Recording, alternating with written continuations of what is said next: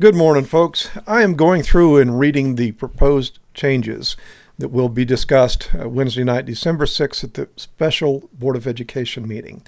And I'm looking at the proposed changes to policy IIAC R1 under reconsideration portion of that policy relating to the dirty books that we're fighting with the district about. I have gone through and I have read this, and I believe that there is a glaring and obvious problem that needs to be addressed.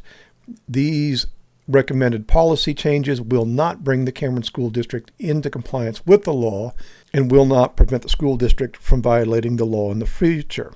It is only giving them the ability to respond after they have violated the law. So, if you get into the other Cameron School District policies, a majority of them are created to ensure that the district complies with both state and federal law. They are proactive policies that allow and or ensure that they don't get in trouble with the law. This policy change is not proactive. This policy change is reactive.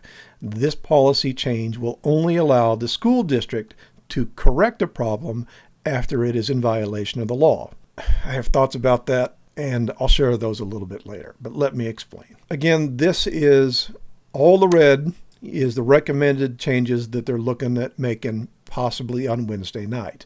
And they specifically have said they're adding items under the removal of materials. And they have added language that allows them to remove a book that the state deems explicit sexual material, and it's defined here under Missouri Statute 573.550. If the district determines that one of the books that's in the library violates Missouri law, this policy gives them the ability to remove it, which is fantastic. We need that. Before this, they couldn't do it. They couldn't even remove a book that violated the law. This policy also gives them the ability to create a restricted section of the library. And they get into detail of what qualifies a book to be restricted. Again, I'll let you go through and read this and become familiar with it. Now, here's the problem. This statute, 573.550, makes it a crime to make that content available to students. They're not required to check it out to be in violation of the law. The school district doesn't have to issue the book to a student.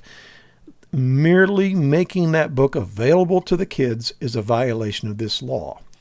In order for policy to protect the district and the taxpayers and all of the legal burden of defending itself for violating the law, they need to create policy that will prohibit the district from adding a book, the consideration portion of this policy, that violates the law. They're not making that change. They are only making reactive policy, not proactive policy, to keep them in compliance with the law. I am not aware of a single other policy that is written with the only purpose of being reactive to a violation of the law. All of the other policies that I have read prevent the district from ever getting into trouble.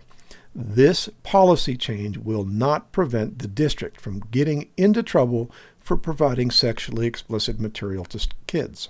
Additionally, I would like to quickly say that because there is no policy in place that prohibits a school district employee from adding a book containing sexually explicit content to the school district, they can't be held accountable if they do, because they would not be in violation of any policy. Now, this is theory. I believe that the district, the Missouri School Board Association, the school district's legal team, and probably even the Board of Education. These are some pretty smart folks. I don't accept that they haven't seen this. And here's why I believe that they're not doing anything with it currently. In order for the district to ensure that they do not add a book to the district during the consideration portion of this policy would be a massive task.